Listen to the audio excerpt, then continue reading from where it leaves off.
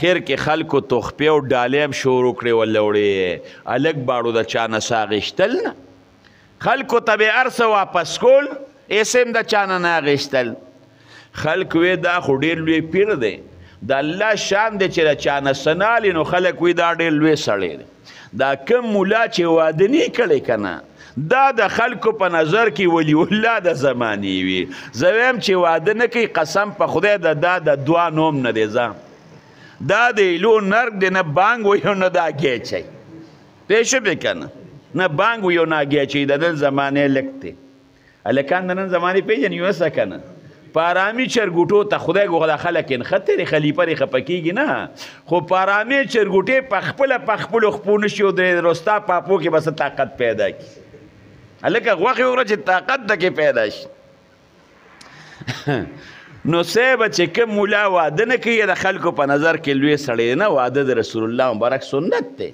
د ماشوموالي نه بوډاوالي ته به ورسې قسم په خدای کې یو کافر دی مسلمان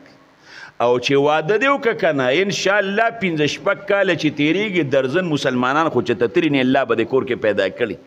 دا د واده برکت دی که نه رسول الله مبارک سنت دی نسل انساني بقا ده نو چې کوم پیر واده نه کوي که نه دا لوی بزرګي او پیسې د چا نه نالي نه رسول الله مبارک له به خلکو هدایا راوړل اخیستل به تمام مه کوه منم مه کوه دا خو تکبر دی چې نه نه للی که نالم نالم نه چې سړی درکوي واله بل چاله ورکه لوی مه کوه نو هلک د چا نه څه نه اخیستل خلکو وی چې دا خو لوی پیر دی خلک راتلل اخره کې بادشاه مره